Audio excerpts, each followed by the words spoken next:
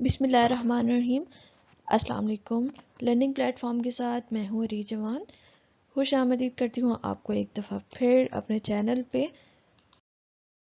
Start किया हुआ था जी schizophrenia spectrum and other psychotic disorder को, जिसमें हम डिस्कस कर रहे थे उसके डोमेन्स को। आज हम लेक्चर नंबर 4 में डिस्कस करेंगे अपनी फोर्थ डोमेन ऑफ शिज़ोफ्रेनिया, जो कि हमारे पास है डिसऑर्गेनाइज्ड और अबनॉर्मल मोटर बिहेवियर। सिर्फ डिसऑर्गेनाइज्ड नहीं जी, हमारे पास है ग्रॉसली डिसऑर्गेनाइज्ड और अबनॉर्मल मोटर बिहेवियर को। शिज़ोफ्रेनिया की डेफिनेशन को एक दफ़ा फिर रिवाइज करते हुए, they are defined by abnormalities in one or more of the following 5 domains, that are delusion, hallucination, disorganized thinking, grossly disorganized abnormal motor behavior आ जाते हैं, जिसमें हमारे पास इसके अलावा आ जाते हैं हमारे पास नेगेटिव सिम्टम्स। जो आज हम डिस्कस करेंगे हमारी फोर्थ डोमेन को, जो कि है हमारे पास ग्रॉसली डिसऑर्गेनाइज्ड और abnormal motor behaviour including catatonia.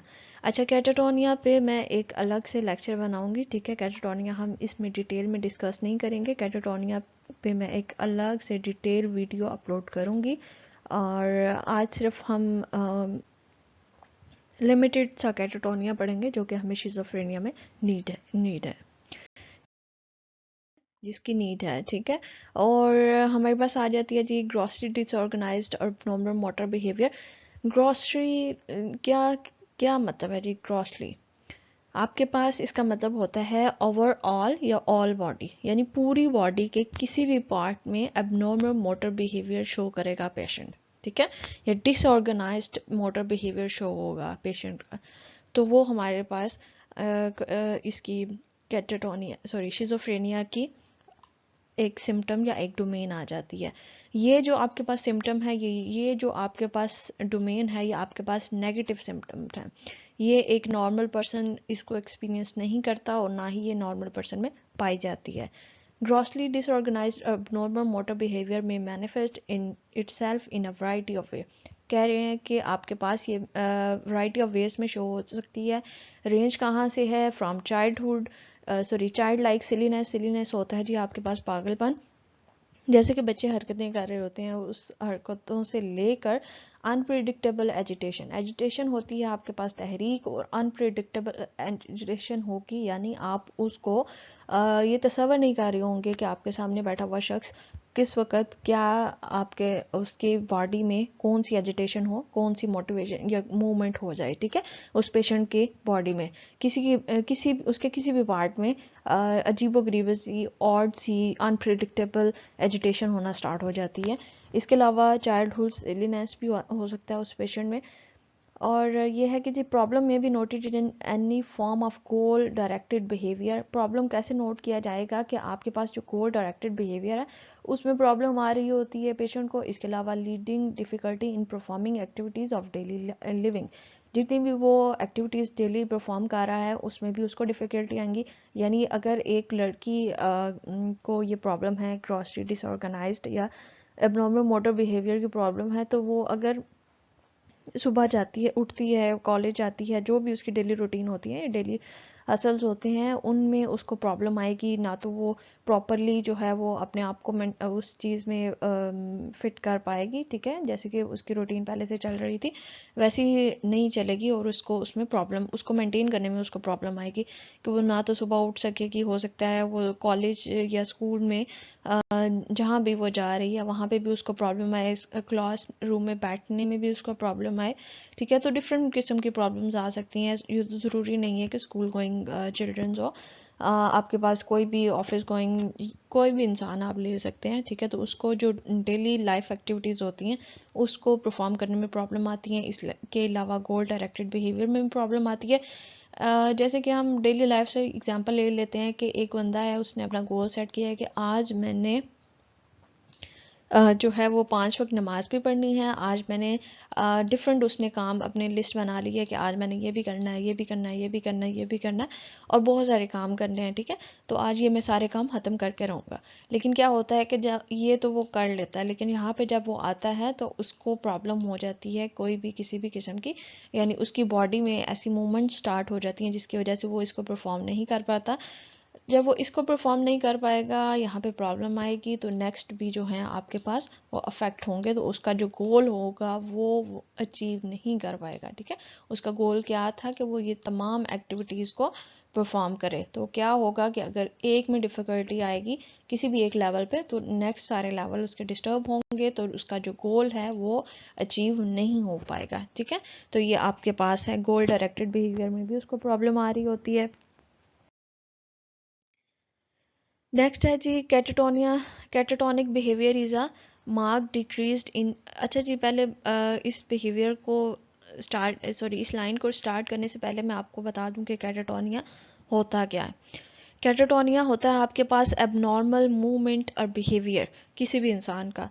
जो पेशेंट होगा उसमें जो मूवमेंट्स हो रही हैं, जैसे हम अपने हाथ पांव हिला रहे होते हैं बात करने के दौरान, तो उसमें जो मूवमेंट हो रही होती हैं वो एबनॉर्मल होती हैं, एक नॉर्मल पर्सन जैसी नहीं होती। मैं अगर बात करते हुए हाथ हिला रही हूँ तो मेरे जो हाथ के जेस्चर्स हैं या इशारे हैं वो रिलेट कर रहे होंगे मेरी बात से, ठीक है।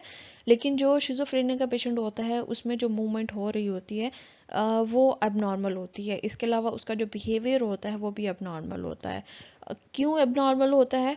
कैटाटोनिया में आपके पास दो चीज़ें एबनॉर्मल हो सकती हैं, या तो उसकी मूवमेंट, ठीक है, सॉरी, दो चीज़ें एबनॉर्मल होंगी, एक तो उसकी मूवमेंट और दूसरा उसका बिहेवियर एबनॉर्मल होगा। क्यों एबनॉर्मल होगा? क्योंकि उसकी जो मेंटल स्टेट है शिज़ोफ्रेनिया के पेशेंट की, ठीक है, जो मेंटल स्टेट या मेंटल हेल्थ आप कह लें, इसमें डिस्टर्बेंस होती है। इसमें डिस्टर्बेंस की वजह से उसमें हमारे पास दो सिम्टम्स अपीयर होती हैं। एक तो उसकी मूवमेंट एबनॉर्मल होती है और दूसरा आपके पास उसका बिहेवियर भी एबनॉर्मल होता है, जिसको हम कैटाटोनिया कहते हैं। तो catatonic behaviour is mark decreased in reactivity. यहाँ पे आपको शिज़ोफ्रेनिया में दो टाइप के कैटाटोनिक बिहेवियर्स मिलेंगे। एक आपको मिलेगा जी नेगेटिविज्म, ठीक है, और दूसरा आपको मिलेगा एक्साइटमेंट, कैटाटोनिक एक्साइटमेंट। तो पहले नेगेटिविज्म को देख लेते हैं। नेगेटिविज्म क्या कहता है जी? Catatonic behaviour is mark decrease. यहाँ पे क्या हो रहा है, आपके पास डिक्रीज हो रही हैं चीज़ें, ठीक है, डिक्रीज हो रही हैं in reactivity to the environment. Reactivity to the environment, environment में कुछ भी हो रहा है उसको कोई खबर नहीं है उस पेशेंट को, ठीक है। उसको कोई परवाह नहीं है कि क्या हो रहा है क्या नहीं हो रहा। वो अपनी दुनिया में बैठा हुआ है, अपनी दुनिया में गुम हुआ हुआ है, ठीक है। वो रिएक्ट ही नहीं करेगा। अगर उसको कोई बुला रहा है तो वो बोलेगा नहीं, आगे से जवाब नहीं देगा, ठीक है। और इसके अलावा क्या है कि आपके पास म्यूटिज्म का लेवल आ जाता है इसमें, कि म्यूटिज्म चुप हो जाता है, इनएबिलिटी टू स्पीक, और typically rest of congenital deafness of brain, ठीक है। जिसकी वजह क्या होता है कि ब्रेन डैमेज होता है। ब्रेन डैमेज की वजह से उसमें इनएबिलिटी ऑफ स्पीच आना स्टार्ट हो जाती है, जिसको हम कहते हैं जी म्यूटिज्म, ठीक है। और इसमें नेगेटिविज्म में और क्या चीज़ आ जाती है? स्टूपर आ जाता है। स्टूपर क्या होता है? स्टूपर होती है आपके पास एक स्टेट जिसमें पेशेंट जो है वो एक नियरली अनकॉन्शियस होता है या इनसेंसिबल होता है। मैंने आपको पहले भी बताया कि नेगेटिविज्म का मतलब है आपके पास डिक्रीज हो रहा है, और डिक्रीज क्या हो रहा है? उसकी रिएक्टिविटी डिक्रीज हो रही है, कि इन्वायरमेंट में जो भी कुछ भी हो रहा है वो उस चीज़ पे रिएक्ट नहीं करता, ठीक है। पेशेंट जो होता है नेगेटिविज्म ऑफ कैटाटोनिक बिहेवियर में, वो उस चीज़ को रिस्पॉन्स नहीं करता। This range from resistance to instructions to maintaining a rigid, inappropriate और bizarre postures।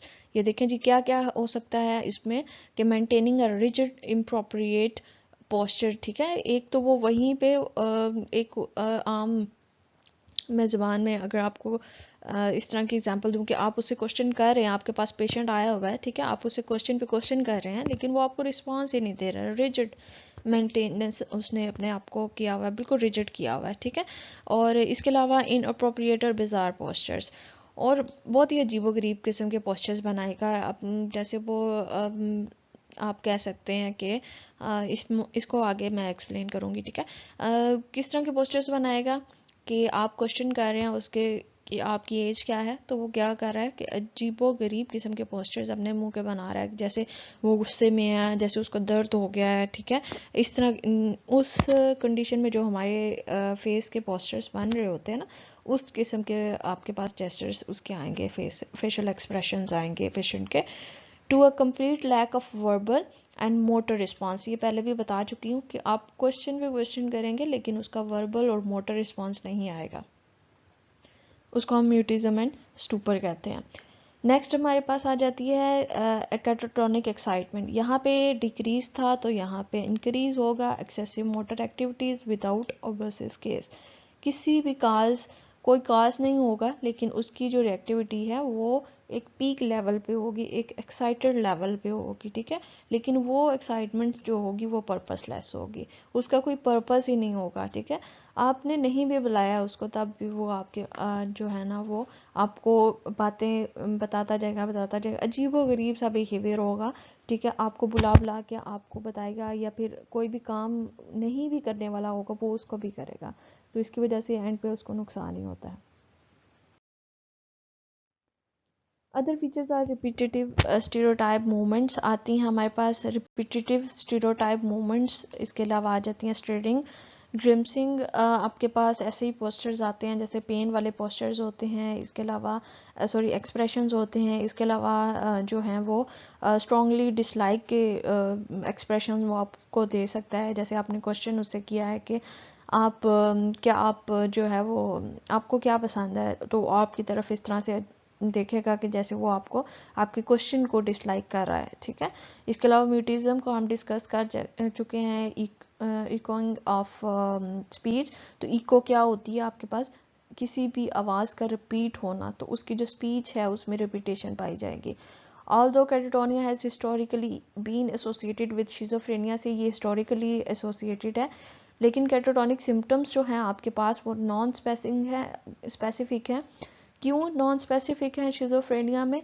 क्योंकि ये अदर मेंटल डिसऑर्डर में भी पाई जाती हैं, और अदर मेंटल डिसऑर्डर जैसे हो गया बाइपोलर हो गया, डिप्रेसिव डिसऑर्डर हो गया। आप देखो डिप्रेसिव डिसऑर्डर में भी तो पेशेंट ऐसे हो सकता है ना कि वो म्यूटिज्म की स्टेज में चला जाए, ठीक है, या स्टूपर की स्टेज में चला जाए, कि वो चुप हो जाए, खामोश हो जाए, और वो जो कुछ एनवायरनमेंट में हो रहा है उससे रिएक्ट ही ना करे, क्योंकि उसमें जितनी भी एक्टिविटीज़ होती हैं वो डिक्रीज हो जाती हैं उसके डिप्रेसिव मूड की वजह से। तो कैटाटोनिया उसमें भी जा सकता है, कैटाटोनिया बाइपोलर में भी जा सकता है। हो सकता है कि वो एक लम्हे में बो रहा हो, दूसरे लम्हे में ना बो रहा हो, तो ये चीज़ भी आ सकती है। तो इस वजह से इसको नॉन स्पेसिफिक सिम्टम कहते हैं। और दूसरी मेडिकल कंडीशन में भी ये सिम्टम कैटाटोनिया अपीयर हो सकती है, जैसे कि अदर मेडिकल कंडीशन होती है ना, उसमें भी आपके पास कैटाटोनिया की सिम्टम आ सकती हैं। तो ये थी हमारी वीडियो जो थी एबनॉर्मल मोटर बिहेवियर पे, जो हमारे पास फोर्थ डोमेन ऑफ शिज़ोफ्रेनिया थी। उम्मीद करती हूँ ये वीडियो आपके लिए हेल्पफुल रही है, तो आप इसको लाइक कीजिएगा, सब्सक्राइब कीजिएगा, और इसके अलावा अपने दोस्तों के साथ भी शेयर कर दीजिएगा। और नेक्स्ट वीडियो में इंशाल्लाह हम लोग अपनी लास्ट डोमेन को डिस्कस करेंगे, जो कि हमारे पास नेगेटिव सिम्टम्स ऑफ शिज़ोफ्रेनिया, और उसमें हम उसकी डेफिनेशन और उसकी टाइप्स को देखेंगे। और तब तक के लिए फ़ी मान अल्लाह।